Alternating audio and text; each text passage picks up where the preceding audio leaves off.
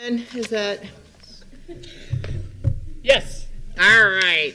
So we have a quorum. We have Linda, Jody, and Zuby. So I guess this is a call to order for the special governing board meeting on what are we doing? The operating budget today. All right, welcome everyone. Thank you for joining us. The first item is adoption of the agenda. Audrey, do we need to do anything for that? A call? Okay. I move that we pass the agenda as written. Second. All right. It's moved by Zuby and seconded by Linda to adoption of the agenda. All in favor? Aye. Aye. Aye. Or I don't vote, right? Do I vote? You can. Okay. All right, I vote. All right, it's passed. I don't know, am I acting role or not? So, all right. So then we're going to move immediately into closed session for the purpose of discussion regarding strategy preliminary to collective bargaining negotiations as provided under the NMSA 1978 Act. So, I move we go into closed session. Second. all right, all in favor? Aye. All right. And then it passes. Aye. To move into closed session. Audrey, roll call. Chair Campbell is You're on it. excused. Yeah. Vice Chair Pugh. Here. Member Wilson. Yes. Member Siegel. Yes. And Secretary Quintana is excused. All right. We move into closed session. Right? Okay. Yeah, All are right. we moving into a room? Yeah. 220. Yeah. 220. Just down the hall.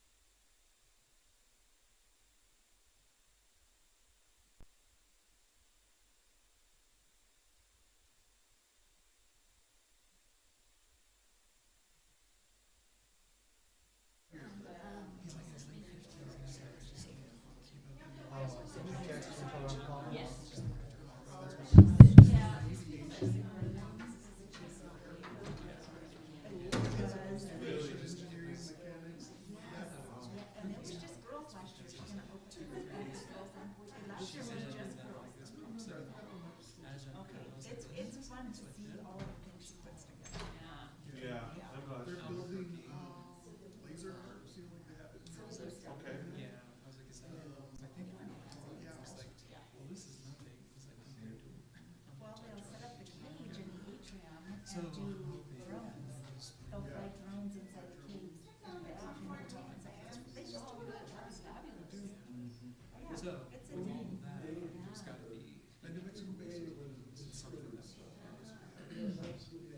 So Jeremy starts on May 1st. They just had so their architect guys in Mexico based.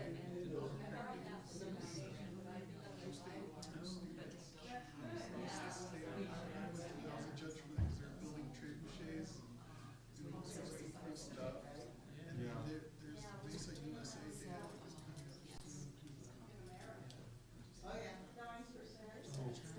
Yeah, she's doing it. She does it for Yeah, It's just like an advisory table of just. so it's good that they.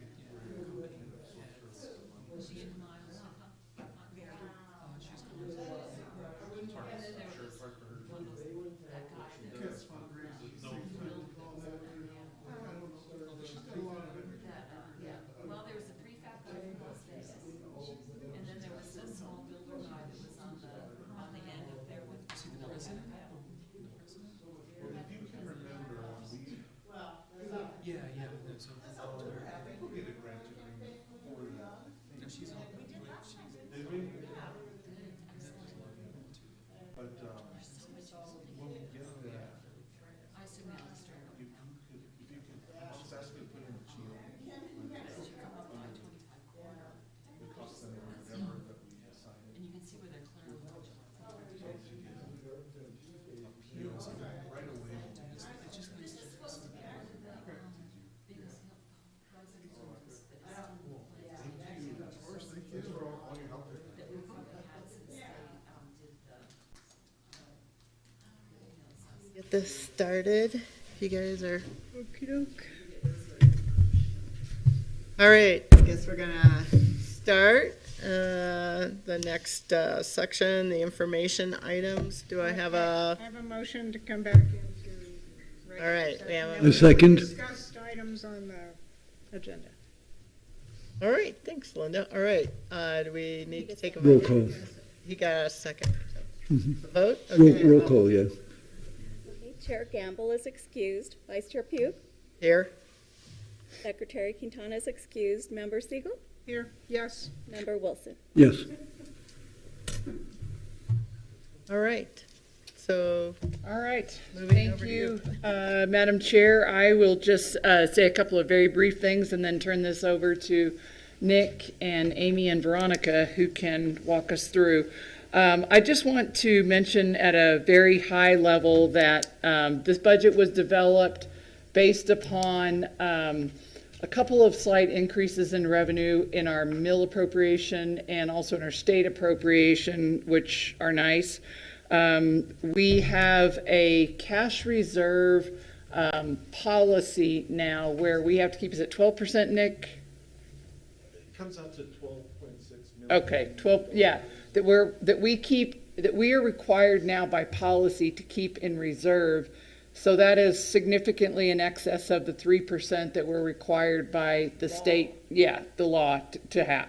So we have an internal policy that is significantly, I would say, more aggressive than what the state requires us. So we have met and exceeded that policy. It's taken us a while to kind of, work our way up to that point.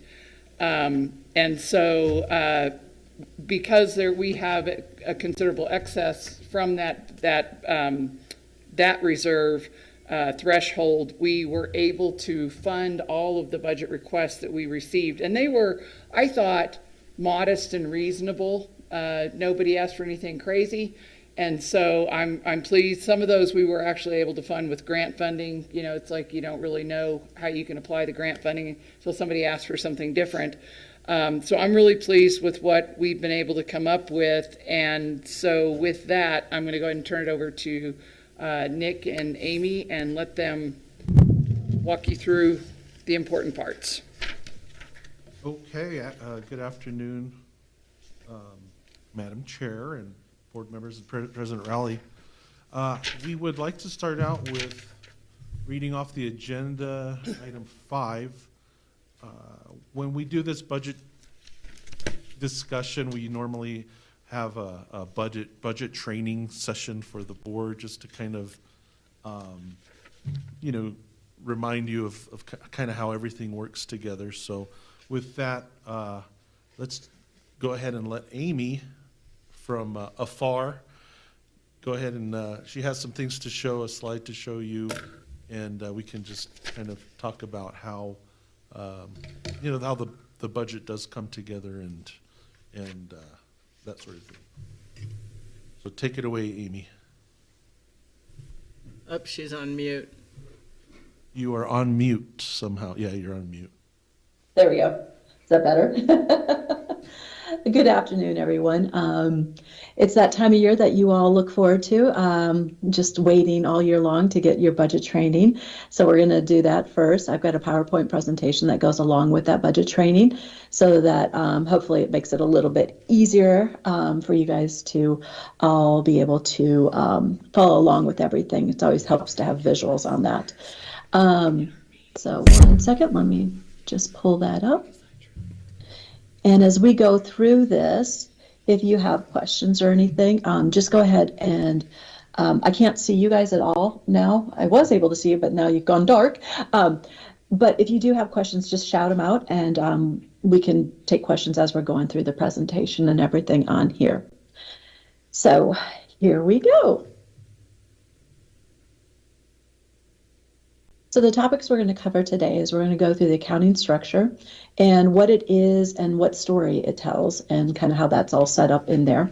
Then we'll also talk about HED exhibits, the Higher Education Department exhibits, and that's how we have to report everything out to HED is by the exhibits.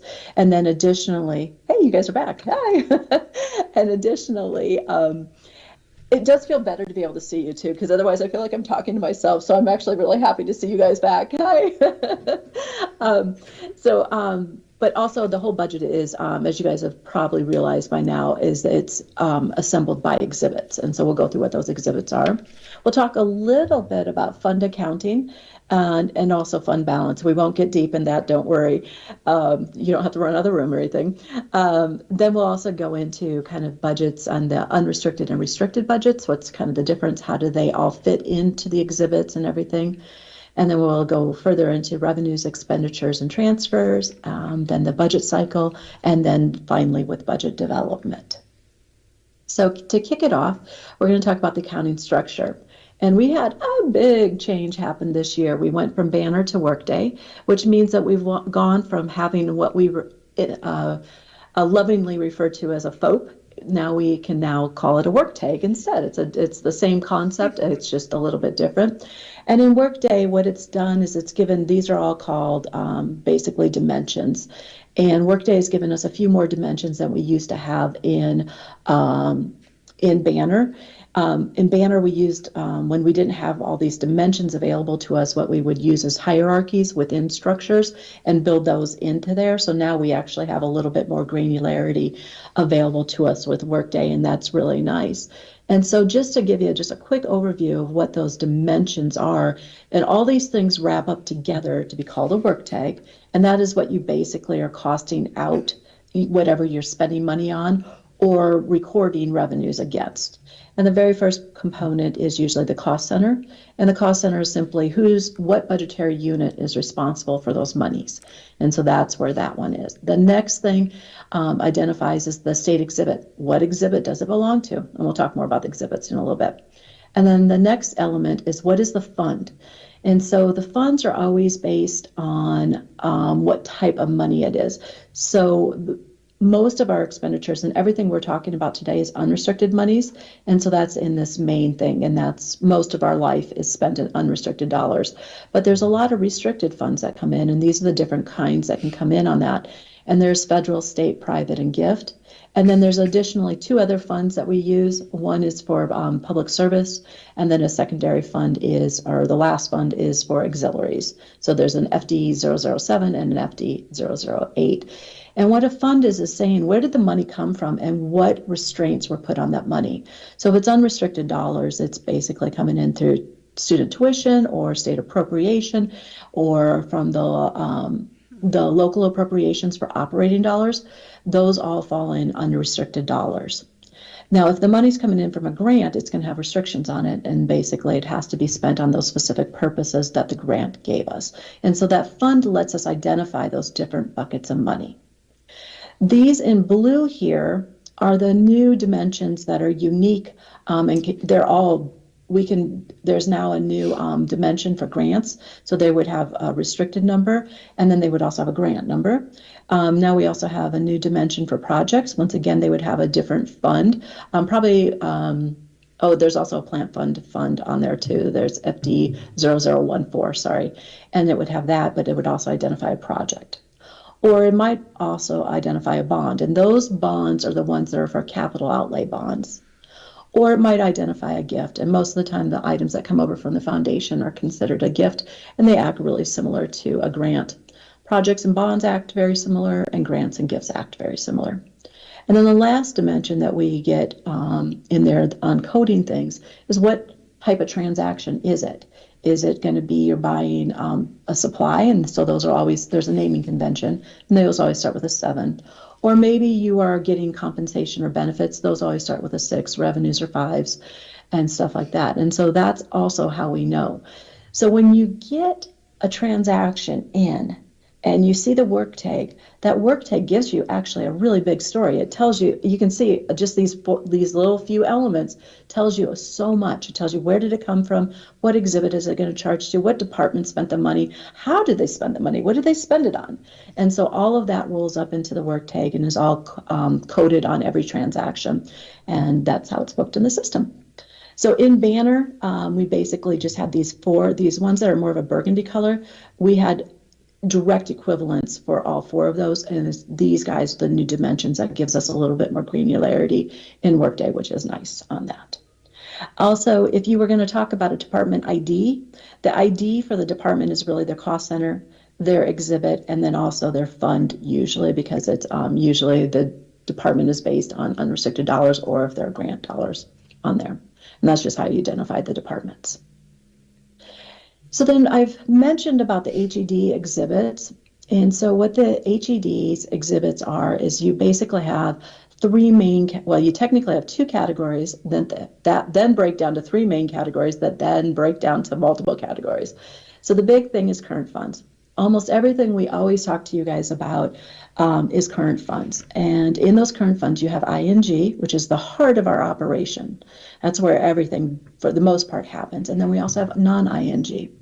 But then we also have something called plant funds, and that is where you're dealing with your capital outlay. This is where the money's, when we go out for bond election for capital outlay dollars, those will come out down here. We also have renewal and replacement dollars in here, and then there's also a debt service component down there too.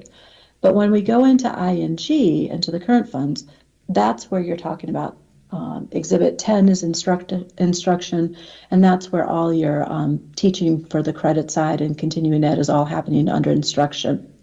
Then you have academic support, and you have student services, and then you get into Exhibit 13, which is institutional support, and then Exhibit 14, which is basically facilities, plant operation and maintenance on the day-to-day operations of those.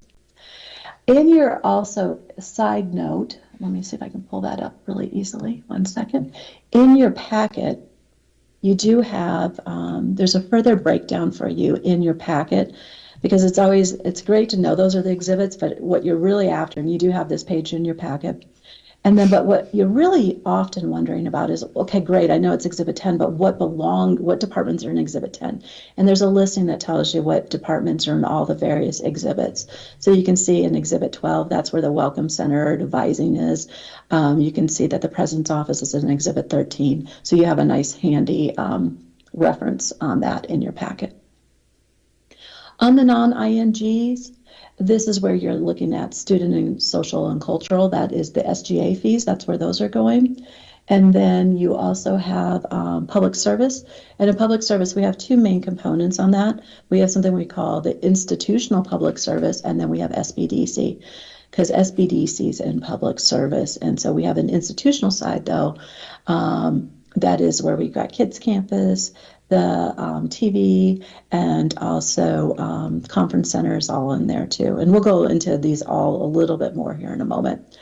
Internal services, this is the one where it gets kind of interesting. This is where we have IT for the most part is in this exhibit, but it's very unique is that whatever they have a very, if you look at their budget, when we get the final budget done, you'll see their budget is really small. And that's because everything they do actually gets charged back out into these categories. And so it leaves them basically with no expenses in the end because everything charges out for the most part.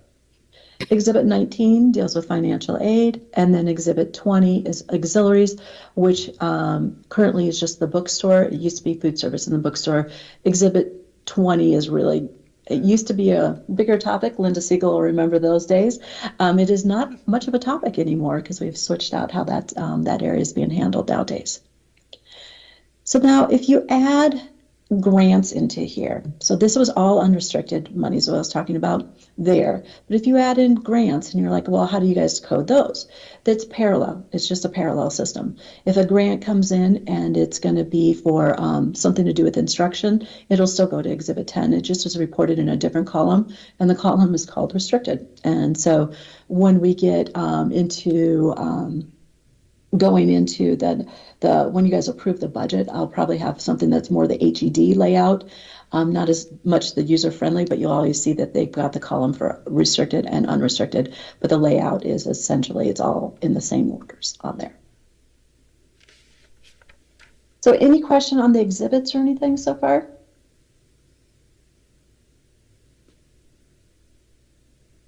Nope. Okay, cool. So then going into the next part is just a little bit about fund accounting. We do use fund accounting, and it's basically a way for us to keep the money separated based on those funding sources as we talked about. It's an accounting system that emphasizes accountability rather than profitability because that's where we're at on that. And then also the main component is that it's always self-balancing set of accounts. And so those are a lot of words, but how does that really work? Here's kind of an illustration. And this was a illustration I found a few years ago. And I'm like, yep, that kind of explains it. So in normal accounting, you would just have the general ledger and you have incomes and going in and expenses going out. So most companies would just have one big ledger. But when we're dealing with fund accounting, we have all those ledgers that are separate ones, and they have their own transactions happening within it. So it's a bunch of like little mini businesses all wrapped up in one big umbrella. And then also what can happen too is that money's potentially, well, they usually do stay separate. I was going to say, within the exhibits on the unrestricted side, monies will move back and forth on them, but all of these stay within themselves. And we have some endowments, but mainly I would replace this word with bonds is where we have a more activity on that. So it's just a bunch of mini businesses and they have ins and outs, but it's all under the big umbrella that we report out on. So then I've talked about fund balance a couple of times, and it's really elementary what a fund balance is. It's just simply taking your beginning fund balance. It's kind of like your checkbook. What does it start with? You take in your revenues, and then you take out your expenses. And then if there's going to be a transfer, the transfers could be either a plus or a minus, and you just do whatever that net of that transfer is, and that leaves you with your ending fund balance. And so all this all wraps up into a very simple little mathematical equation, and that's all it is, really. So to keep it really simple, we'll talk about how this all goes through HED reporting now. So overall, this is very simple. We have ING, and then we have everything else. Revenues come in there. And then this is all dealing with unrestricted monies. And like I just mentioned a little bit ago, monies do transfer back and forth to these as needed. And so this is at a very high level. It's very simple. But what happens is it gets a little bit more complicated as you get into the actual exhibits and who can move from where and which ones move to who and everything else. So this is basically an illustration that we came up with a few years ago. It's been around for a while, actually. That kind of gives you a very high level of all the exhibits and how they interact with each other on the unrestricted side. So in ING, as we talked about, those are those 5 exhibits there. Their monies are coming in from tuition and fees. appropriations, which are both local and state appropriation. And on the local, that's the operating dollars that we're getting. And then there's also sales. We have some various things that come in as sales, like East Wing Eatery is in part of ING, and so they have sales, and so that comes in there. And then you have it, and then from there, I'm sorry, let me move over to the, so there's ING, and then these are non-ING. And so over here, you've got student and social, you've got public service, you've got student aids and grants, you've got the auxiliaries, and you've got the plant funds. These guys that have the green arrows going to them, those are the guys that actually get monies coming directly into them. So on the student social, student, social, and cultural, that is Exhibit 15, and that is SGA, and that's where the SGA fees go into there, and then they spend out of there. Then in public service, they have mainly state appropriations, and they also have sales. Kids Campus, you would classify that as a sale there. The money for daycare is coming into there. And then you get down to auxiliaries, and those are all sales on that case, and that's where you have the bookstore. And then down in the plants funds, mainly their revenues are coming through bond appropriations, whether that be state, local, on that. And so then when we can do transfers can go from ING over to public service. They will go to Exhibit 19, and then they also can go down to plant and debt service, and they will go there. This one is actually a two-way street. Monies that go into plant can actually come back into ING. And also public service is another two-way street. Monies that come in here can actually come back over to ING if it's elected to do that by management. And then also auxiliaries, if they had a net profit, essentially, those monies would actually transfer back down to the plant fund. And the reason they would go to the plant fund is because that is where our cash reserves are kept. But it could also be that they would go directly to ING. But normally the practice would be that they would go into the plant funds, into the cash reserves on that. And then you have internal services over here, Exhibit 18, as I mentioned. And what they're doing is all their expenses are going into ING, because remember I mentioned that they charge back to ING. So that's all going back into here. And you'll notice that there's no monies coming into here. They basically, we appropriate in the budget, we appropriate monies for them. And then basically it's all, from there, their expenses are charged back out into ING land. So if we look a little bit closer at Exhibit 17, Public Service, these are the components of public service. It basically has these units in it. And as we talked about, they have their own revenue source. And they can also have transfers coming in from ING, or they can have a combination of both. Currently, most of what happens over in public service on the institutional side is it's really just their revenues. We haven't been doing a lot from ING anymore. They're really self-sustaining over there. And at one point in time, that had not been the dynamic, and it is and has been for the last few years. So we're really happy to have that as a situation there.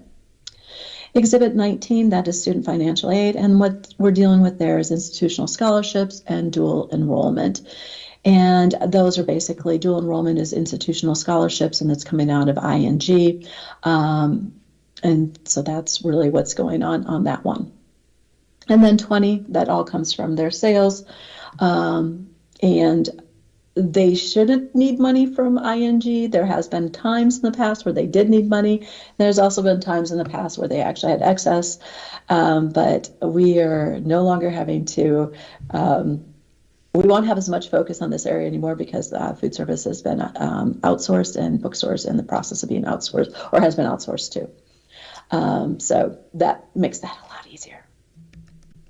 Then here's that internal services, as I mentioned, and this is where you have IT, which is the technology services, and everything that they do is charged out to the ING exhibits. So that kind of got you through all of the HED structure with exhibits and everything. Any questions on that? And are you still awake? Okay. You do know there's a quiz later, right? So when we talk about capital projects, how are those financed? We have a lot of options on how capital projects could be financed. They can be financed with general obligation bonds, which could be either local and or state monies. And then you do also have state appropriations, which is different than a bond. It's state appropriations, happens through legislation actions.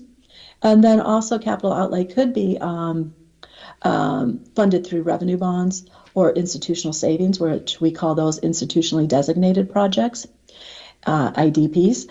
And then, or you could also do capital campaigns if we so needed to do something special. And that's how you basically fund your capital projects. So now if we start talking a little bit more about our revenues, traditionally speaking, tuition and fees has been around 13 to 22% of our monies that are coming in. State formula runs about 27 to 30%. Local tax appropriations for the operating dollars has been around 40. It's actually been more on the 55 to 56%. And then other sources of monies is basically 0 to 3%. And that's where those extra sales are. So graphically represented, you can see that here over the last basically quite a few years. I got a handful of years here, and you can kind of see the changes that have been going on.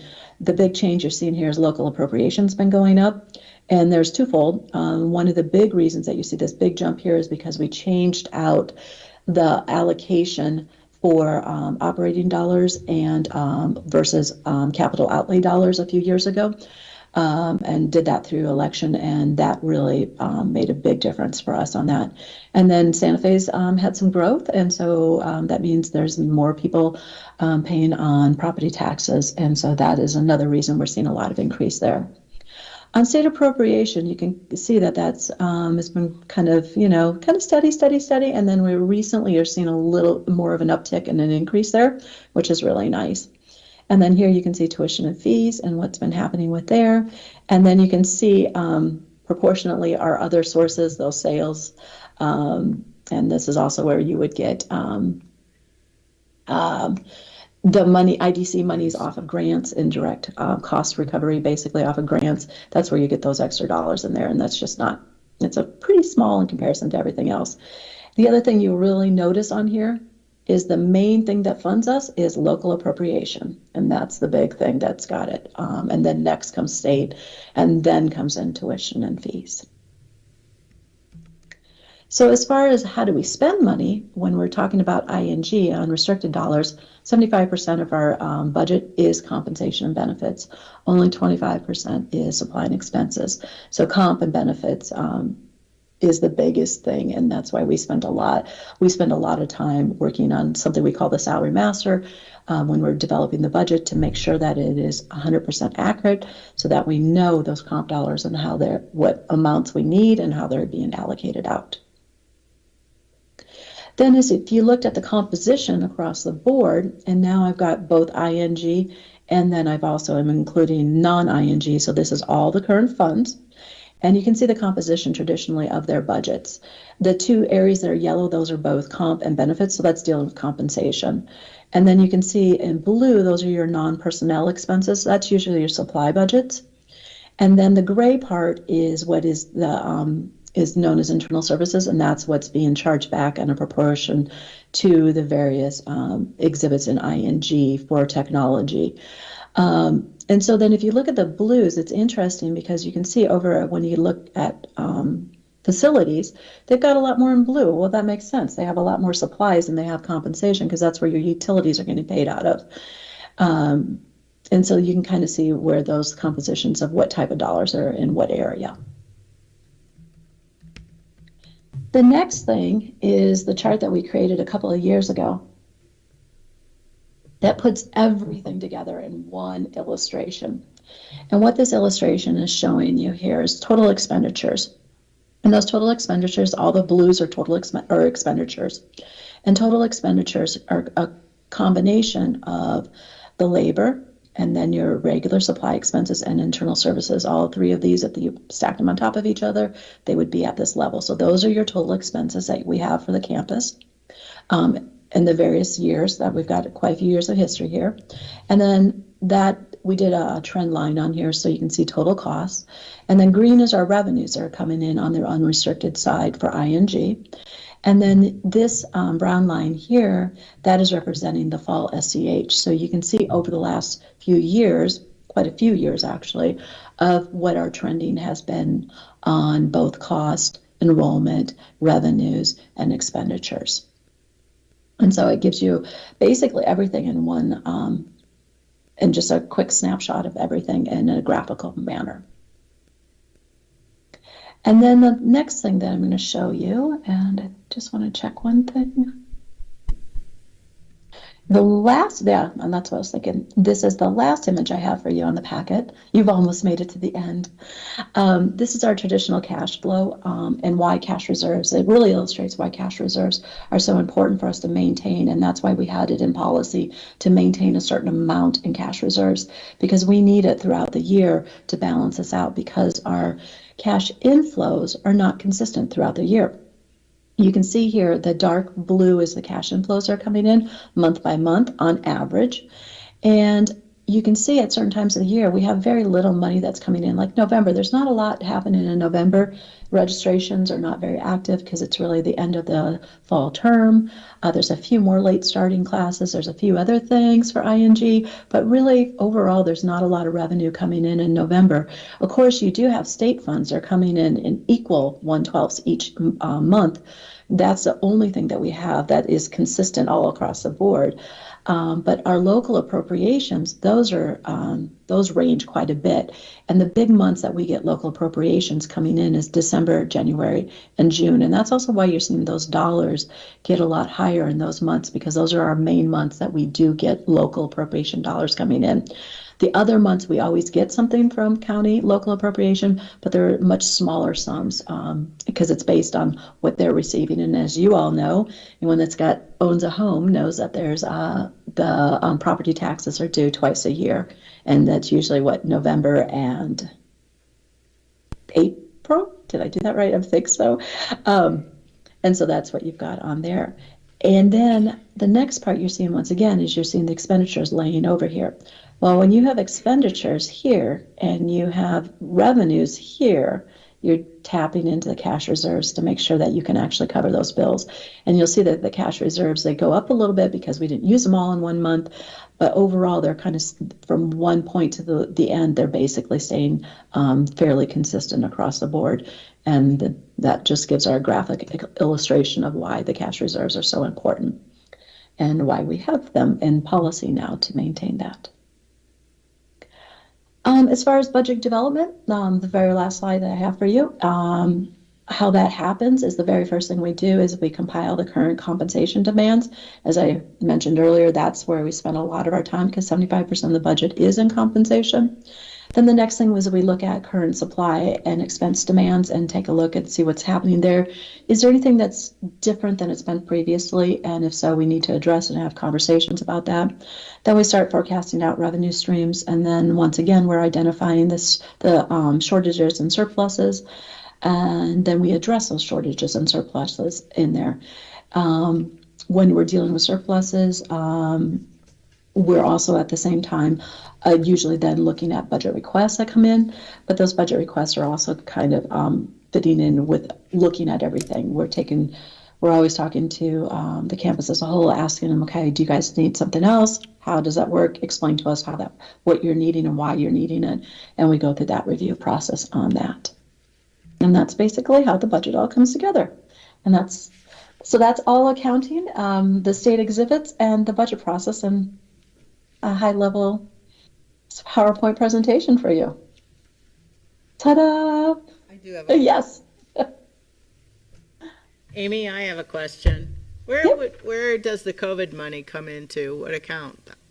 The COVID money was under restricted when that came in. It was under restricted funds. Oh, okay, thanks. So, yep. And then it was also sprinkled throughout all the different exhibits, but it was under restricted dollars. Yeah, and Madam Chair, I think that we had spent most of those COVID monies, probably we finished out the grants that we received maybe 6 months ago, something like that, yeah. So we won't see any in the budget going forward? No, not in the next year, upcoming budget. Okay.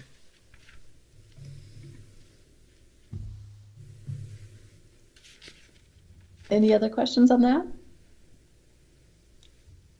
You guys are being too kind. You're just so thorough. Yes, exactly. That's it. All right. Well, that concludes your training. So now we'll start talking about the budget. So let me just switch out screens here for a second. And And if we may, we'd like to start out with just reviewing and discussing the FY23 current year budget adjustment request number 1.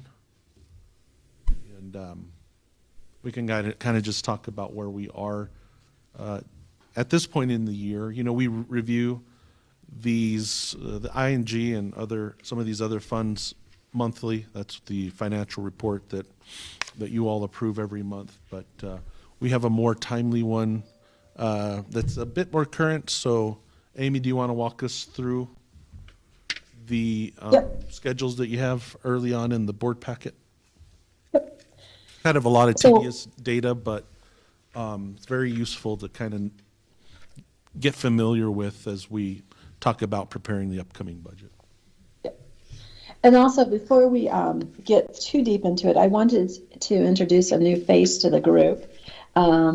Veronica, if she would like to turn her camera on, she's in background. Veronica Gonzalez has just joined us officially just a couple of weeks ago, I think it was. But she's actually been working with me for over the last year plus. She is absolutely wonderful. And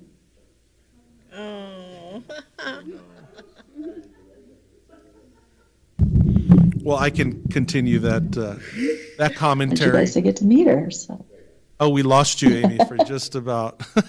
that's Veronica. Still there?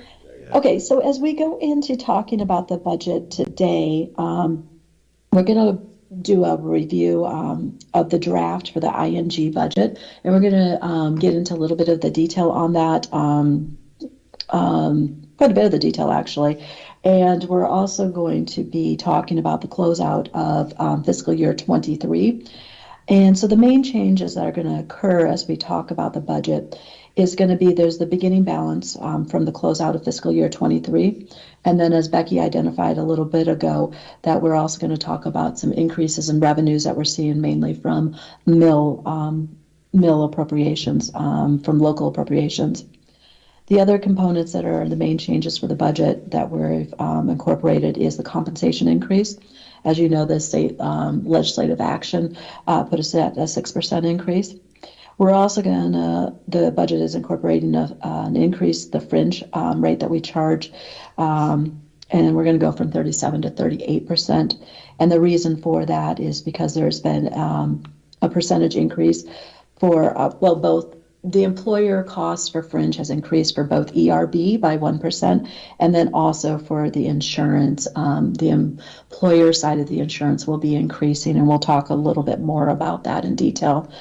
And then also we had budget requests that came in, and we'll talk about in detail about those. And let me make sure. And then we're also going to looking at doing an increase to the facilities budget to handle an increase in utility costs. Utility costs have gone up 26% from last year. That was a bit of money on that. And then also we're changing an accounting method that we've used for facilities. And we're going to put more money into the operating dollars so they can handle basically those routine things that we would call R&R. Previously, if it was an R&R type thing, we would open up a project for it. But we have some R&R type things. I use the R&R term loosely. But we have some R&R projects that are just really a one-time thing. Something like maybe a mirrors get scratched up or they got broken. You don't need to open up a project to do that and then go to the plant funds. We're just, there's a lot of paperwork that we were doing. So we want to reduce that amount of accounting exercises that we were doing. And so we're going to increase their supply budget for their day-to-day operation dollars so they can handle more of those really in and out type of repairs that we're having to accommodate. But on next, so when we meet next week on Wednesday, at that point, we'll be approving, today there's no approvals, it's just reviewing everything, particularly in the ING side and the unrestricted side to make sure you guys are comfortable with everything that's going on there. And when we meet next Wednesday, you'll be approving the bar, and they'll be both on the unrestricted and the restricted side. And then you will also be looking at the plant funds, and you'll also be looking at the non-INGs. We're not going to be talking about the restricted, the non-ING, or the plant funds today. Those are still in the process of being developed right now, but those guys are really, they're pretty straightforward. It is whatever monies are coming in is what's going to get spent. There's not a lot of variances on those. And so then on Monday, you guys will get a new board packet that'll give you more detail on those areas, the restricted, the plant, and also the non-current funds on there. So with all that said, we'll dive into the packet that we have. We already went through all that. So then the first thing we have in the packet is an overview for you guys to take a look at. And I can only get this so big on here and still be able to share, so I'm going to have to bring that down just a little bit. There we go. But you do have a hard copy of this. And with the first one, these two you're probably like, whoops, sorry. Make sure I'm on the right one. Page 5 and this one, you guys are probably like, why did she give me the same sheet twice?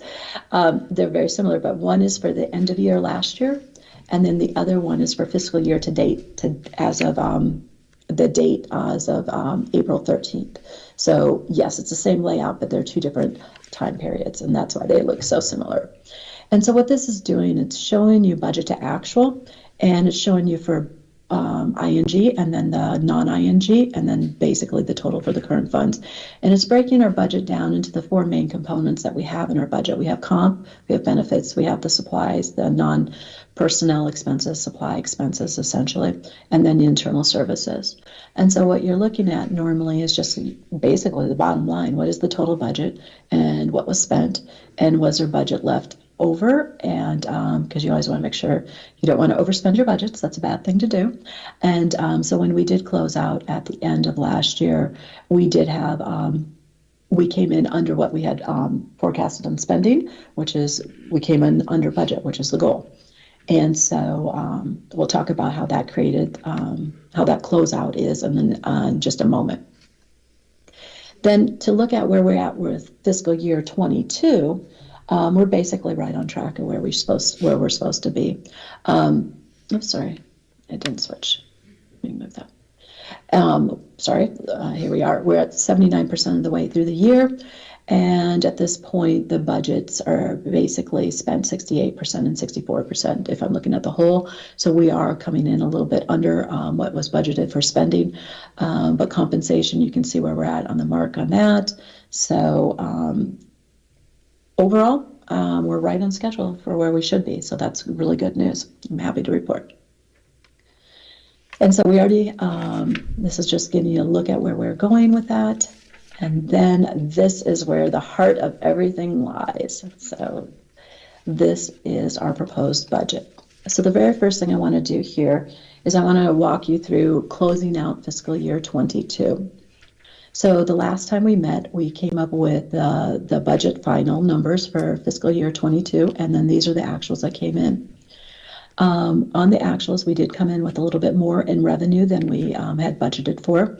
And just remember, in budgeting, you always try to be conservative on revenues and generous on expenditures, so that hopefully in the end, it all works out perfectly, and we've been doing a really great job on that. So on the revenues, we did get in some extra revenues on tuition and fees, and that was mainly due to contract training. And so that's where those monies came in. And then we also did get a little bit more money on other sources, and that IDC was, as they were closing out the grants, we found there was more money coming in on that. So that was good news on there. ING, we had budgeted them to be at $34.8 million, and they spent $31 million on there. So we came in under budget on that. And then you get into the transfers, and the transfers had some variances from what we planned on budgeting. And then you get down to here. And so then the big thing that we're looking at down here is how did we end up? So you bring in your beginning balance. Here's the last transfer we had to make to cash reserves the policy cash reserves. And so once we did this $1.5 million, that actually got us to the policy amount that we were needed to have that shored up. So that was really good news. It took us a few years to get there, but we finally got there. I was really happy with that. And then we also had moved excess monies from the prior year into cash reserves. And as you may remember, when we developed the budget for fiscal year 23, we knew that we were developing the budget that would essentially be developed with a shortage on it. But we knew we could take this excess cash reserves, this one-time monies that we had here, and we would use it for multiple years to balance us out. And that's where at the bottom here, you can see we're all balanced out here. HED requires that we have 3% left in ING funds. 3% of expenditures needs to remain as the ending balance in the ING area. And so this gets us, that's where you're seeing this 3% showing up as we go through the budget on there. And so to do that, though, we are using cash reserves, and we're using them basically when it's brown, that means we're using cash reserves. If it's a green color and it's a negative, that means it's transferring out of ING and it's going into cash reserves. So we had designed the budget to use cash reserves over the multiple years. And the reason we did that is we took one-time money, but we had done a major increase in compensation last year because we knew that was the right thing that needed to be done. We wanted to do as much as we possibly could on comp, but compensation is an ongoing expense. And so when we were talking about that, we knew we had this one-time money, but we could allocate it out over multiple years in order to handle those compensation increases. And that's exactly what we're doing and how we've got this set up on here. Amy, if I may, Madam Chair. So when we close out fiscal year 22, Amy? we have an ending fund balance of $5.2 million. We only had to have a 3%, which would have been $931,000. So that means we have an excess cash balance in this year of $4.2 million, which then is going into the extra cash reserves that we are using to balance out the next few years. That all makes sense. Anybody have questions on that before I get into where we are today? Amy, I wanted to jump in. If the board Yep. members or anybody has questions, I can go after. But I do have a question. So if I'm Yep. following this correctly, then what you're saying is the transfer out of the fund balance is then what we're using that you have in brown, which is our cash reserves. Yes. yes, We're Madam Chair. using those for ING. Yeah, so I was Yes. going to point that out, and it's really, really, really important to focus in and understand the ending balance and kind of excess cash that we had in FY22, right? Amy had mentioned that we had transferred at the very bottom of that schedule in green under actuals for FY22. We made the reserve transfer of $1,500,879, and that took us up to the policy requirement, which ended up being about $12.6 million in the required reserve. The 7.6 is in excess of that. So it doesn't have the policy restriction on it, but it's a large dollar amount, and ultimately, as you know, it's one-time money. The options for that funding is to, use it to build a building. We don't need any buildings at this point. You could, with one-time money, I don't know what else you would really want to do with it, but because the need for compensation for FY23, this current year, was so great, we worked to put a package together where we would use that excess $7 million, over $7 million, over future years, right? And budget that through a multi-year kind of strategy. So that's what we're doing and what we're keeping track of and what we've planned this current year budget on. And it's I think it's the most prudent use of that funding for that, to meet that need at the college. So does that help? Ultimately, if you combine the required reserve that is really, really, set aside, plus this excess 7.6 million, I think we have $20 million, Amy, is that right? Yes. What's that the is exact correct. number? Hang on one second. The exact number is $20,021,661.79. Yeah, but 12.6 of that is the required policy. Like, Yes. we need that in place to make sure that the college is sustainable and we can meet, issues related to the cash flow thing where, before we had the reserve, we had a real big challenge of meeting payroll because, payroll happens consistently through the year, but you only have a cash balance of so much. So that's really solved that problem for the college. So we are in really good shape. But, it's important to keep with the reserves, there's kind of two buckets. One is the essential policy amount. The other is this that we're budgeting in future years, to be used in future years. And we'll talk about that here shortly. And what are we gonna use after we spend that 7 million? That's exactly what we'll talk about, Madam Chair and board members. See. Yeah, Good point. exactly. Yes, that's what. And another question, what is, let's see, were you talking about it was used for salaries or the 12 million? The 12 million is set aside in the policy reserve, but the 7.6 Right, is not. is for essentially salaries in future years. Yes. And what does, for payroll, how much is that? What does that cost us? Amy, do you have the number for payroll total amount? It's probably up to 27 million for ING for the year. Yes. For ING, no, I'm sorry, for unrestricted, Yeah. no, ING. It's, with benefits, it's $31.9 million. A year. For this current year or for That is for fiscal year '24. For this current year, it is 29.7 million. For the whole year, for the whole Yes. year? or where we're at in the year? For the entire No, year? for the full year. Okay. And you can see, because if you look at your expenditures, let me go back up here. And you just heard, whoops. That was just weird. There we go. That was really strange. You can see that the expenditures, that includes comp, obviously most of that is, as I mentioned, the numbers, most of that is going to compensation. And you can see that broken down in fiscal year '23. As we're talking about the bar, you can see the components that are compensation and then what supplies on there. And then going forward, you can see all the comp dollars going forward too in the budget.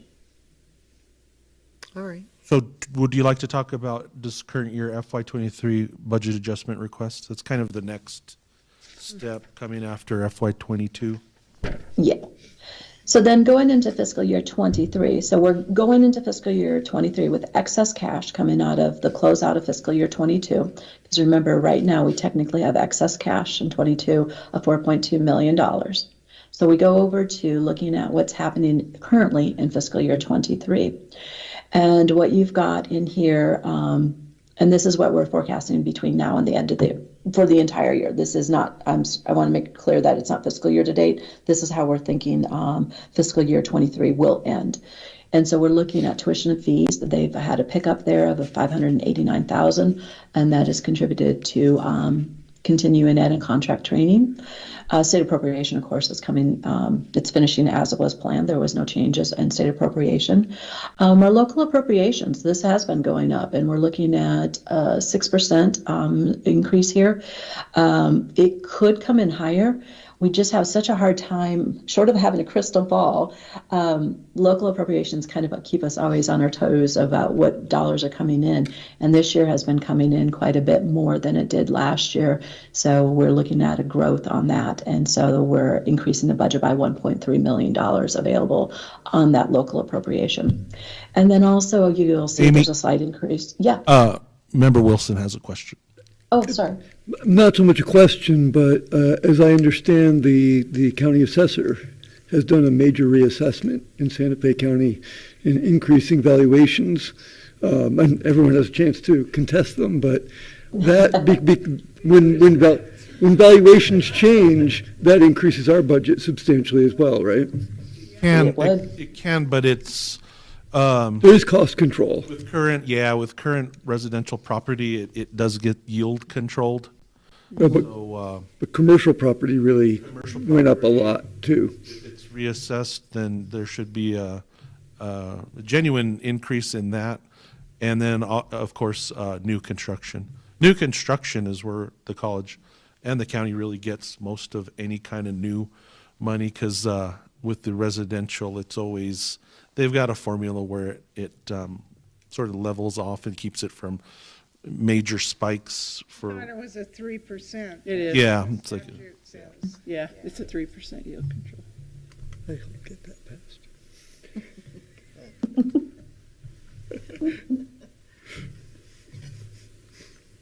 So then revenues, you can see in the bar, we're going to be talking about the revenues going up about $2.1 million. And then as we go into expenditures, we are going to experience some increase in expenditures. We've really got two components that are happening in there. We've got a little bit more money that needs to go to instruction, and that's mainly for continuing ed and contract training. They've added some more staffing over there, so we're going to be increasing the budgets over there for those expenditures. And then, as I mentioned earlier, we're going to be increasing the dollars available to the facilities, and that was twofold. One, changing an accounting method, and then secondarily dealing with a pretty sizable increase in the cost of utilities. And so those are those increases there. And then we go down into our transfers here. And the transfers are essentially the same, except for we're going to increase the amount of money that is going over to R&R.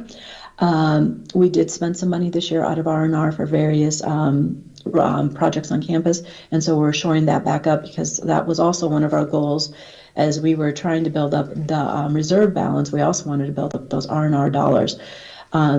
If you've been paying attention over the many years, the bad years particularly, I'm so glad there's so much in the past, on the R&R dollars, we ended up basically bringing them down to almost nothing because we can use those dollars in institutional dollars. And so we're really working on rebuilding that back up and keeping that stable there.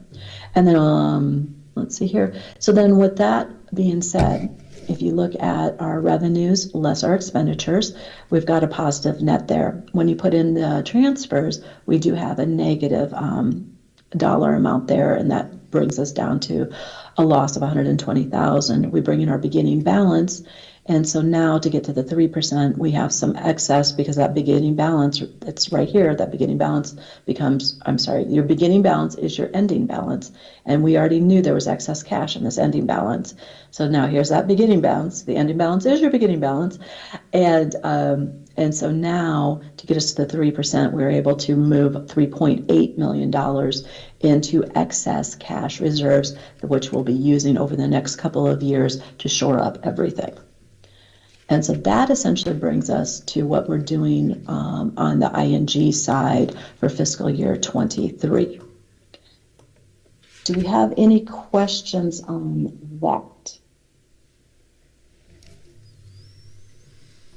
What does R&R stand for? Renewal and replacement. Got it, okay. Sorry, sorry. Not rest and recreation. Yeah. I was trying not to use acronyms, and I'm so sorry on that one. I mean, But I am going to use ING. Instruction in general is just too much to say. I know, perfect. Yeah, R&R has been really all over the place, huh? From 39 to over $1 million to Yeah, down. that has been one area we've been putting some more attention to on the budget. And if you want to And, get into more on the revenues in your packet, you will also see that there's some standalone sheets on revenues, and that'll get you more of a precise. You can look at what the budget was, last year's actuals, and where we're at today, and so you got a nice breakdown on that. And then there's Amy? also the chart. Yeah. Yeah, I just wanted to point out that prior to FY '21, one of the reasons why we did ask for $1 million in R&R was because prior to FY '21, we really didn't have any at all for the entire institution, and we were very low on any kind of available local bonds, and so capital and deferred maintenance for the college prior to that was deferred, and so that we're trying to catch up with a lot of that. And we have about the capital facilities and capital of the college is right around $100 million, and so we need to have that kind of recurring things for deferred maintenance, and the unrestricted dollars have a lot of flexibility on that. We do get local bonds, but they're kind of more targeted for specific things. And so that's why we're needing to add that excess building renewal and replacement budget. Yeah, you Madam had $1 Chair. million actuals. I was going to say, I was going to add to that too. I can't remember exactly which year it was, but it was really kind of like around the financial crisis, like about 2008. Up to that point, we had a specified line item for BR&R that HED designated, and so you had to allocate a certain percentage of your budget, and it almost became restricted. It had to be spent like that. When everybody's budget went crazy, they took that restriction off, and it just could, that money that you'd always been required to budget could be spent on anything that you had to spend it on, and so everybody had to spend it on survival. Yeah. Yes. At that mode, and they never put it back. They encouraged us to budget for it, but you do what you can. There is talk now about requiring that again, but with more money from HED. I'll believe it when I But see it. in the budget, there was like 5 million Yeah, in Yes. HED's budget. right. And we did get, so they did get money, and they are determining how that will be. Who will get it? Well, how it will be dispersed. Uh-huh. So I think they are coming up with a formula, and it will get, and I certainly don't have a date about when, Amy. And we did Yeah, receive but- I think we received 180,000 this year for R&R from the legislature for this fiscal year current that we're in. But 180 is That's nothing. one thing. Yeah. I mean, How much deferred maintenance did you say we had? 100 million? oh, well, we have 100 million in facilities, capital. Yeah, I don't have the exact number, but it's a lot. It's a lot. I would say deferred maintenance. I think we've done a good job recently in lowering that, but I would say it's in the $20 million mark. Oh, okay. All right. Yeah. All right. So then going back into looking at your packages for some, and we'll go into fiscal year 24 here in just a second, but just to make sure that you realize you've got some more, just further detail in your packet. This is the same thing that was in the training, but I've also got the dollars down below so you can actually see those. There is just a nice little reference to be able to look at. And then we'll talk about that here in a little bit. And then local appropriation, you can kind of see what's been going on there.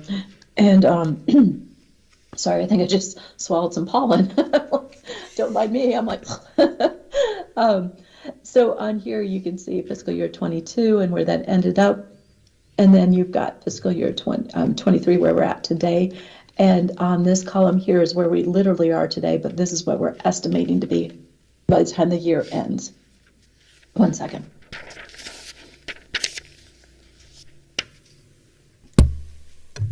Sorry about that. Getting all choked up over local appropriations. So you have that in your packet too for you. So let's see here. Any other questions on that? I want to make sure there's nothing else I want to highlight here in 1 second. Any other questions that you guys may have? Well, going back, Amy, I also wanted to point out one other thing, and you mentioned it earlier, but I need to emphasize and stress this. Where you see on the ING budget and future kind of multi-year budget planning, you do see quite a bit of red on there, and that's showing you that at that income loss line item at the bottom of the schedule, you know, you see in FY 25, 26, 27, 28, some negative numbers there. But again, by using the current available cash and kind of planning that out through the future years, that's where you're bringing in those brown colored transfers into ING of in FY 25, 1.4, in FY 26, 2.1 million, in FY 27, 2.4. So you stay in the black by being able to utilize those current dollars. So that's how we're But that's not sustainable. correct. But it's a pretty conservative forecast, though. If you look at tuition and fees don't go up very much at all. State appropriation and local appropriations are planned pretty conservatively. We would look at being able to generate more of that. And then the other levers are, like I mentioned, you know, we could dial back on some of the R&R funding, you know, if needed. So we feel like it's still a responsible budget and plan to have in place. So that's kind of where we are.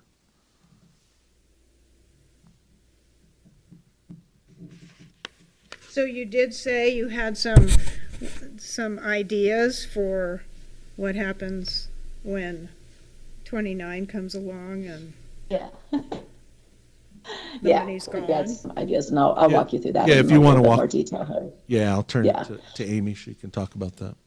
Yeah. Also in your packet too, one other thing I wanted to highlight on the revenue side is, oops, just went right on past it. You do have also a detail of state appropriations, and you've got multi-year on there. I don't know, I just like looking at the past, and I'm always watching for trends and trying to figure out kind of how everything's working. So you do have some additional information on state appropriations. And then you'll notice I've got a footnote here about the junior bills that are going to be coming in fiscal year 24. The reason that they're a footnote on here and not actually in here is because these are restricted funds, and so they will not go into the unrestricted side of the house. So they're on a different side of the house. So I just wanted to highlight them, though, because they're actually important. And then the next thing you'll have in your packet, you'll notice that you've got these sheets that are yellow, and they're yellow because they're not, we did not generate them. They're actually from HED, and they're further information just to tie out basically the state appropriation dollar amounts there for you. Okay, so now going back up, back up to here. Is there any other questions on fiscal year 23? If not, we'll start talking about fiscal year 24. And I can't see you, so I don't know if the heads are nodding or not. Okay, looks like everyone's good. Mason just turned the camera on now so I can see you. It's like every once in a while it comes on, I'm like, hey, I can see you again. So everyone looks like they're good on what happened on fiscal year 24. So we are bringing some more cash in. So let's talk about, fiscal year 23. So let's talk about fiscal year 24. The first thing to note is the new color of the year. We decided to use kind of a periwinkle purple. As Linda Siegel will know, and a few of you will know, that we have a different color every year. Periwinkle is kind of, Workday's kind of got like this bluish, purplish tone for theirs, and I guess I kind of felt inspired by them. And I just felt good, so that's how we ended up with purple. When it was brown, I didn't feel so good. Okay, I want to actually get off the PDF. I want to bring up the Excel version because I can kind of navigate this a little bit better as we go through things on here. Let me bring that over there because I might need it back. And there we go. So this is this is the Excel version that actually makes the whole spreadsheet, and before it becomes a PDF. And so what we're doing in fiscal year 24, just to walk you through what we've got going on here, you're going to see that revenues are increasing, and on that increase for tuition and fee, that is mainly solely due to the expected increase in continuing ed and contract training. State appropriations are increasing, and they're increasing based on the new allocation. And on that, I just want to tie out that number for you guys, so give me 1 second. So you'll notice that it's 13.9, and in your packet, you'll notice here it is 13.9 on there. So that ties out that state appropriation. And actually, I want to highlight something here, because if you're really being astute, you may be like, what happened? You'll notice that firstborn is up here, and firstborn is no longer there. And you're like, what happened? No, firstborn is now down here. What happened is firstborn is part of Exhibit 17. And previously, we had booked the monies, so this one just humors me. We had booked the monies into Exhibit 17, and then HED said, no, we want you, it's part of your ING, and you can do a transfer for it. So then I ended up moving it all out, and I moved it back up to here, and we did a transfer. And that's why also on the sheet, you'll see a transfer for public service, and that was for firstborn. Then we went that way for a few years. And then last year, HED called me up and said, you know what, we don't want to do it that way. We want you to put it directly into that and not do a transfer. I'm like, okay, fine. I can go either which direction. So that's why they didn't go away. They just got moved into going not part of ING anymore. And now they're part of Exhibit 17. And it's going to go directly into them the same way that SBDC does. So just in case you were really astute and you're like, what happened there? That's what the rest of the story is on that. So there's your state appropriation. On local appropriations, we did do an increase of 3% on that. I think that is going to be quite conservative. And so, Linda, this is where I think we're going to have more monies coming in to help us balance out over the years. But right now we want to do the 3% on that until we can get a little bit further knowledge. And so next year at this time, I'll come back and say, oh yeah, it definitely was higher than that. And so we can be a little bit more generous over the next few years with that. Amy, if I could, I just want to kind of clarify and sort of like explain sort of a layman's take on how this works, which might maybe make a little bit more sense. Yeah. Amy is very skilled at the ultra-conservative approach to budgeting, which I really appreciate, but there's some scare tactics involved in here where our most reasonable assumption of some of our revenue is really underestimated to give kind of a worst case scenario, and to know that we could have to make that difference up. The likelihood, though, is that revenue, the revenue numbers from those two main areas, state appropriation, will probably stay about where it is, except that what's partly rolled into that number are RPSPs and different things like that, which even though some of those are kind of restricted, we use them to offset other expenses, so they end up being revenue positive, I would say. But it's not that we know we're going to run a deficit beginning at at this 1 year, and so we're going to have to dip into our savings to keep going, because that is the worst way to budget, and it is not sustainable. But the picture that we have here to keep us focused and alert and not lazy and sloppy about how we're budgeting is to show it as tight as we possibly can, knowing that it really is way better than that. Exactly. Or potentially way better than that. Well, it really would be. I mean, anytime you forecast revenue, it's a gamble. Right. When you're the state thing is not, but when you're talking about forecasting tuition revenue and forecasting the mill, and so we've forecasted on the very, very low side, but in all likelihood, it's way on the high side of that. Yeah, exactly. So that is what you're seeing on revenues and what we're looking at, a change in revenues going into the new fiscal year for the budget. Amy, And then on expenditures, Amy, did you talk about tuition and fee? we talked right now. Tuition is flat on this, but we'll go into that in a little bit more detail here in just a moment. But tuition is flat here, except for the increase for continuing ed and contract training. And then we'll drill into tuition here in just a moment too, because we need to talk about that one. Expenditures, though, as far as what increases you're seeing here is we are keeping, you'll see the supply amount is increasing here from 9.5 to 11, and that's because we're incorporating in these two changes that we did up here. And then also have a little bit of a growth on there too, not very much. And then you got the compensation increase, and you're also seeing the increase on fringe too on that. And then those are the budget requests right down at the very bottom. Those are the budget requests. So all of those changes are bringing our expenses up to 43.6 versus being at 40,000 previously. But once again, you're looking at what revenues are coming in against the expenses on just the ING side, and everything has got a positive net on that, which is the goal. And then you get into the transfers, and then once the transfers start happening, that's where we're seeing we've got a negative number appearing at this point. And so now we'll go back to those cash reserves that we had, excess cash reserves that we knew we were going to use over multiple years, and we're pulling out some of that money right there and using that there on that to balance us out to the 3%. And then that's basically the same exercise that's going forward in the gray years. They're gray because we don't know. Those are just the unknown years, but we've got some educated assumptions in there. We've done some growth factors in there, both on compensation, on revenues, and everything else on there. And you can see what's happening with that.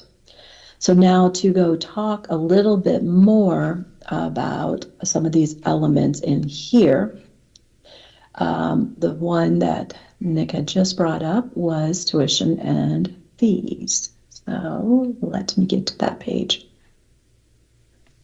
There we go. So this page here is just giving you, we're not recommending at this point an increase in this year's, for next year's tuition and fees. But what this sheet is giving you here is it's giving you a history of what's been happening with tuition and fees.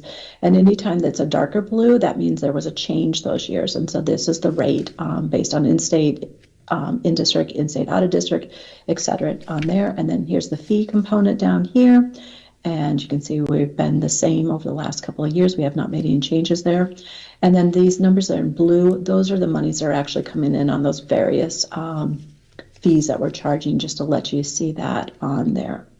So to restate for fiscal year 24, you'll see there's no dark blue on there. We're not proposing a change for fiscal year 24, but going forward. So I think that we should, in this upcoming year, study indexing our tuition.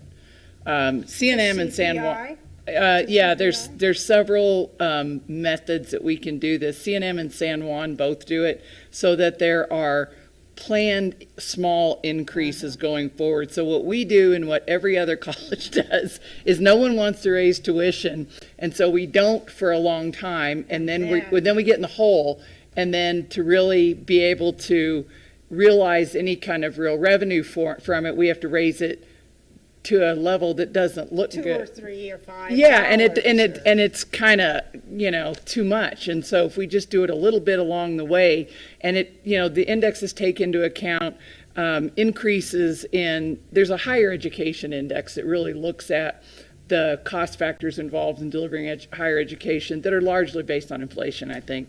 But moving your tuition ahead by that instead of doing something, and then that way, when everybody knows we're planning on raising it 1% this year and 1% the next year, it's not this startling thing where Santa Fe Community College is raising their tuition 15%, which is that's what'll happen. Right, yeah. If That'll we be the headline. Yeah, exactly. It'll be $3.15%. Yeah. Well, I think that's a great idea. Well, I'm stealing it from other people, but I think it seems like a prudent way. So Nick and Amy and I had talked about, looking at San Juan's method and looking at CNM's and seeing what made sense to propose. Because sometimes they do rolling average. You might do Yes. an ongoing rolling average of the CPI or. Right. But it'd be great to see That's what something the that's others are predictable doing. and stable and all of that. Yeah, the rolling average makes it more predictable. Yeah. If you looked at a CPI now, Now. we'd be, Yeah. with inflation, it'd be really high. Well, there's a lot of scrutiny of this right now with the Opportunity Scholarship, and Senate Finance is looking at this very closely.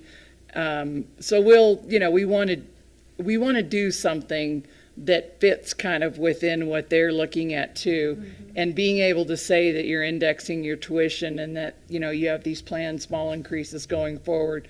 I think watching has been a much more palatable story for them than just to say, well, we just have to increase. Right. Then you're just meeting inflation. Right. Yeah. Good, I like that. And so then that's another factor in here, Chair Sagal. If we do move forward with doing a type of indexing starting next year, we're only looking at a 1% growth on these future years on tuition. But if we did do an indexing, that would also be increasing that and thus helping hit fiscal year 29. So that's another component that we have on that. Well, and you know what UNM did? No tuition increase, but, student fees went up. Yeah. Yeah. That's a pretty obvious trick. Right. One which we've used before. Well, everybody's used it before. You have to do something. So then next to talk, just to dive a little bit deeper into the increases in expenses that we have, we've got some information that we wanted to share with you all on the increase for the employer share. And Veronica's going to actually talk about this, and then we'll talk about the budget requests that came in. And that will actually kind of bring you guys pretty much full circle with everything that we had to talk about. So we're close to the end here. So I'm going to turn it over to Veronica and let her talk about, I'll drive, and she'll talk about the information that we have for the health insurance employers increase, cost share increase. Madam Chair, members of the board, President Rowley, thank you for your time today. I'm going to present this portion, which is estimations that we came up with that impact the employer portion of the employee health benefits, medical, dental, and vision. So House Bill 533 was signed by the governor at the end of March, and this bill amends the group health insurance contributions for school districts, charter schools, and any entity participating in NMNIMSIA, the New Mexico Insurance Authority, which is us. And this change is set to go into effect for July 1st this year. And basically the information that you have in front of you, the first little graphic that you have is a summary of the current contributions.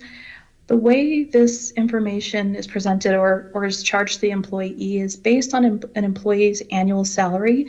The employer is going to cover a certain percentage of their medical, dental, and vision insurance.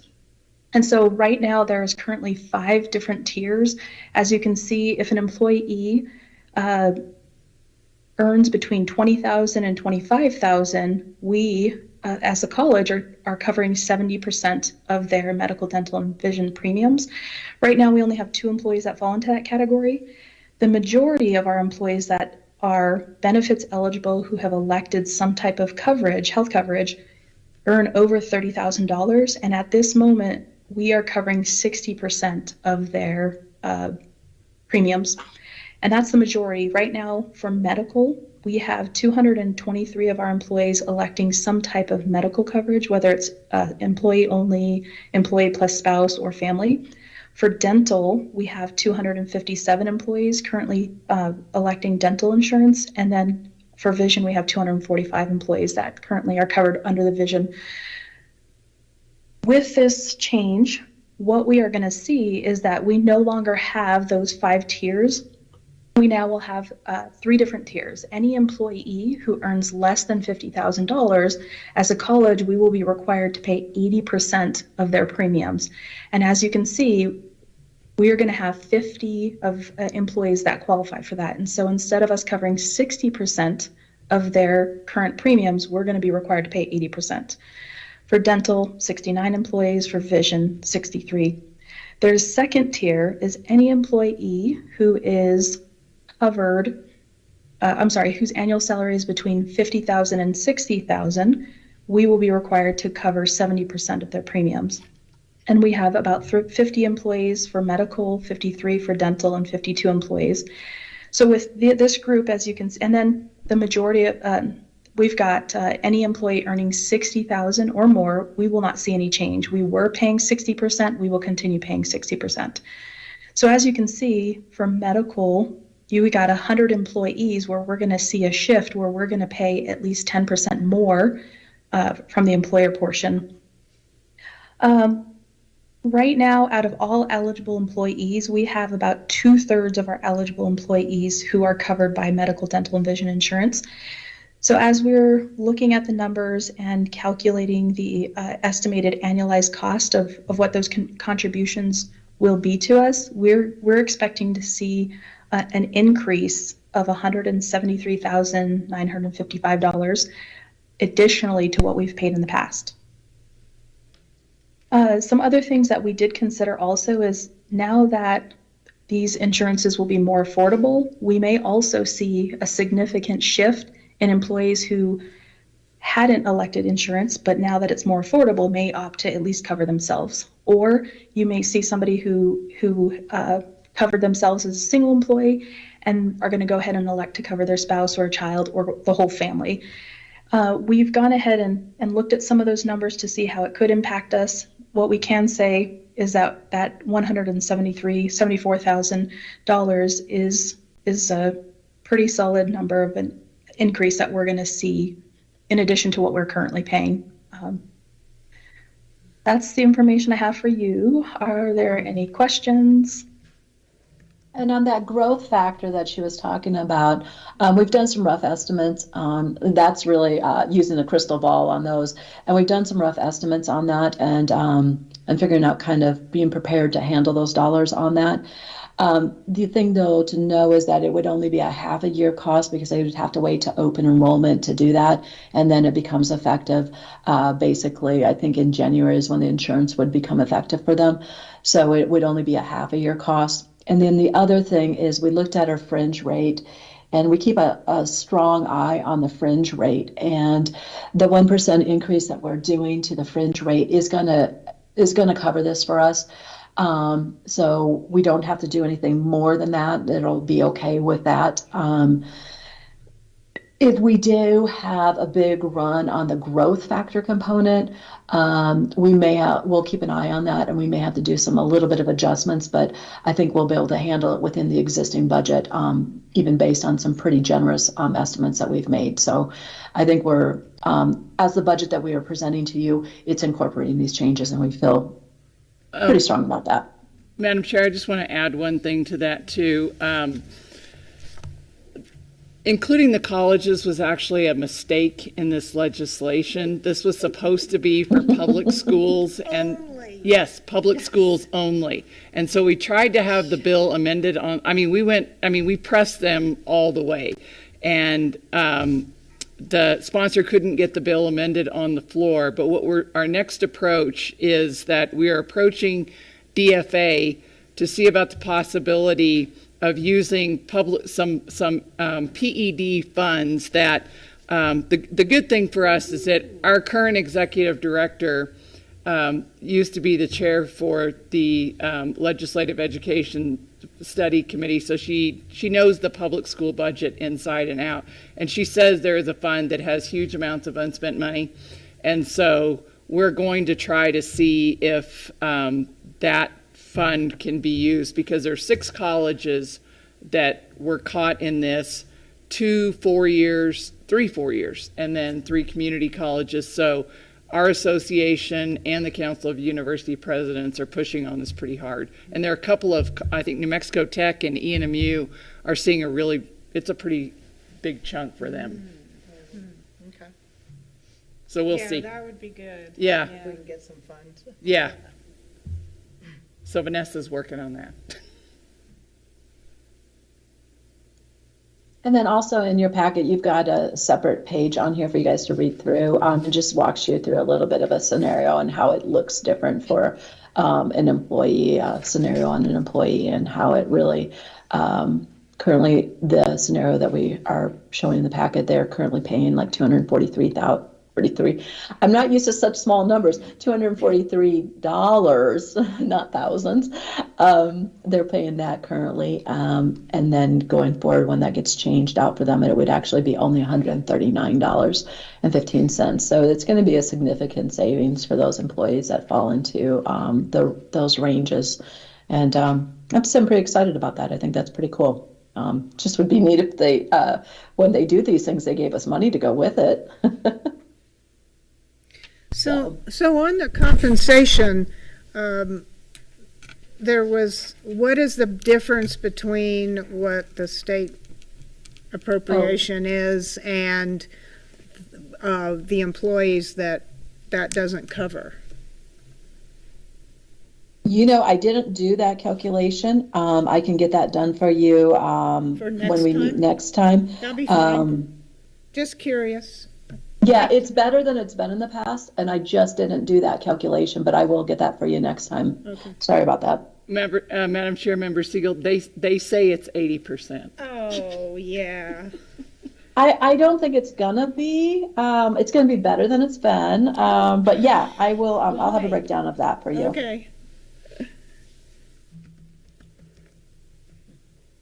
I forget where I want to put that note so I don't forget. So then the next part that we were going to talk, any more questions on this? Thank you, Veronica. The next part that we're going to talk about is the budget requests that came in. And in your packet, you do have a whole summary of the budget requests that came in. And so it might be easier to look at the packet. But you can certainly read through that and see all the changes that we're looking at. It was really neat this time around. We were able to essentially identify funding for every request that came in. Some of the requests that did come in, they didn't come out of new dollars. We were able to identify existing dollars for them to go tap into. For an example, the very first one is for alternative fuel and water. They needed some equipment upgrades, and we do have, and those R&R funds, as we talked about before, there's an instructional R&R fund renewal and replacement, and so they can go tap into those monies that we have set aside for that. And it's a smaller dollar amount, but for an operating budget, that's a big dollar amount for an operating budget for an instructional unit. So that's why we have this instructional R&R money that we've allocated or earmarked, basically, so they can use that. There are some other things that you'll see here. And so this one here, it says GRR. That one was referred to a grant because there's a potential grant, new Title V grant coming in that could potentially fund that. Other than that, you can kind of just see the various changes that are looking at happening. It's just normal growth. There was nothing, there just really wasn't anything that's really big. It's just regular routine and making sure that we're doing the best we can to provide the best services to the students and to our staff on campus. What is this? Somebody have any specific questions on that? Yeah, what is this last one about rental space at Bisbee Court? Yes, that is an academic unit, machining, and they're using the space on Bisbee Court to hold some of those machining classes. And so this is establishing a budget for them to be able to pay for the rental at Bisbee Court. I don't know if Margaret or Becky may want to add more on that. We have a partnership with Los Alamos National Labs, and we have all some new equipment and machinery. Or it is just what it is. And not enough Oh, space is she talking? here on campus to house all that. So we have continued to lease the Bisbee Court space. That's what we used to lease for automotive. Uh-huh. So we've continued to lease that in order So is that a grant with Los Alamos, with the labs? They or- provide funding for the students, and they bought some equipment. And I can verify that we need that space. I might have been a little bit unsure, but I visited the space a couple of days ago, and those machines are gigantic. And so, if I thought that we could stick them back in, I don't think that anymore. Yeah. Yeah. Just curious. Yeah, no, I don't know what we would do if we didn't have that. We couldn't do We what we're couldn't do it doing. at the higher ed center? No. Is Chris still here? She'd be like screaming. It has some pretty specific ventilation needs from what I can see. Yeah. Okay. Where is And Bisbee so, Airport? any other questions on those budget I-14, requests? Yeah. If you're going to Cerritos. You got to be looking for it. I thought it was all here myself, so, yeah, okay. It's close, but Yeah. So all of these, oh, I see, there's the recurring column. Okay. And then you can see on the column that says proposed funding, those are the ones, that's that $616,000 that you saw on the fiscal year 24 budget. Right. Okay. Then, going back over here. So that basically wraps up everything that we're looking at for fiscal year 24. It deals with how we closed out 22. We talked about the changes we'll make for 23. And then we've got what our proposal is for 24, what we've developed the budget on. And then you can see our forecasting for the future years. And we do know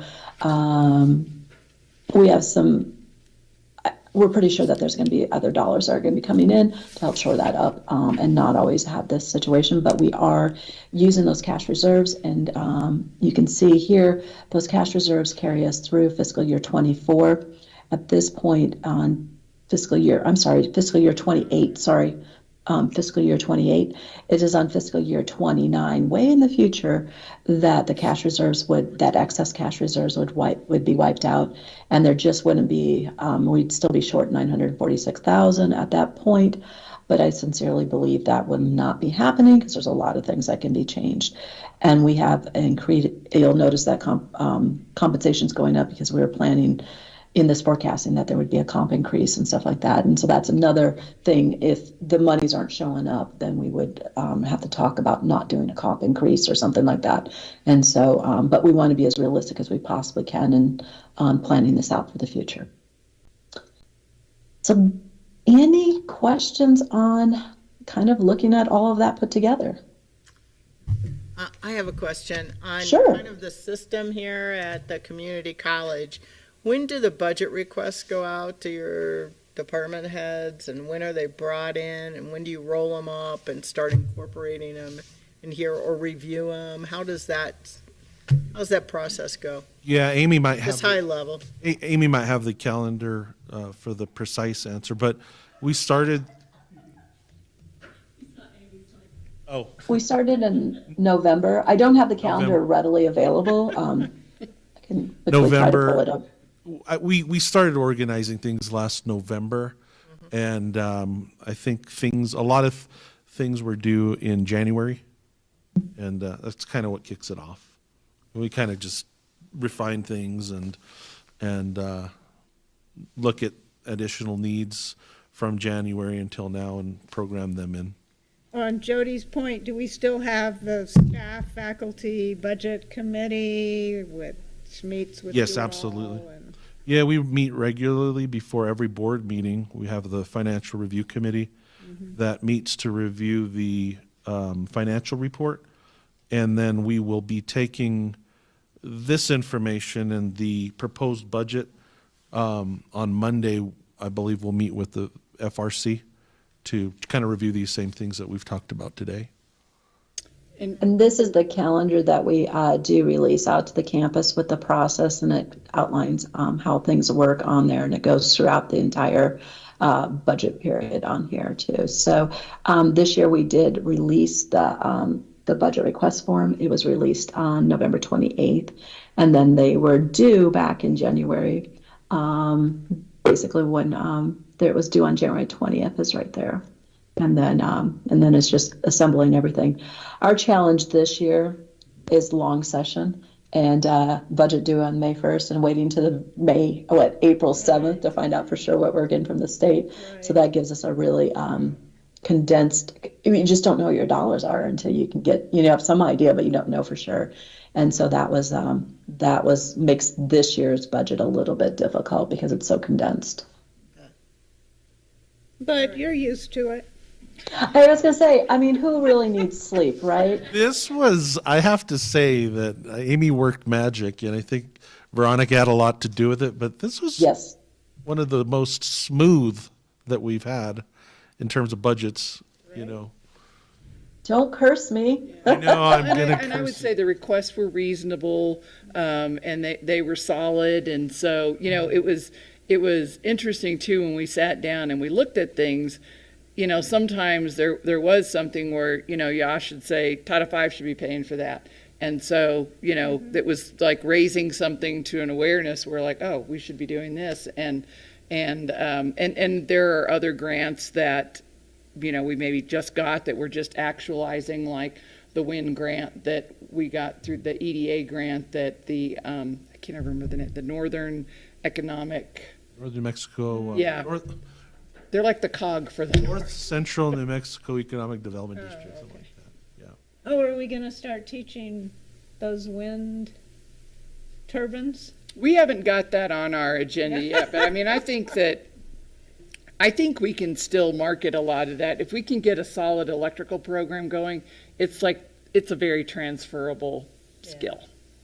The neighbors would go crazy. Well, yes, that's your name, yeah.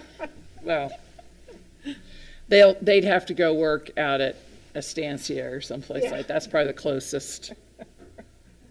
Not like Mesa Lands where they have their own. Right, I think having that, we In got away town. with the phone thing. I think a windmill would turbine.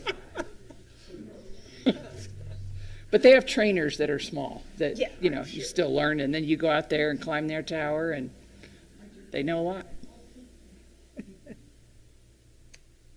All right. One last thing, Amy, can we walk through the salary schedules real quick, if you don't mind? Oh, I thought we did that.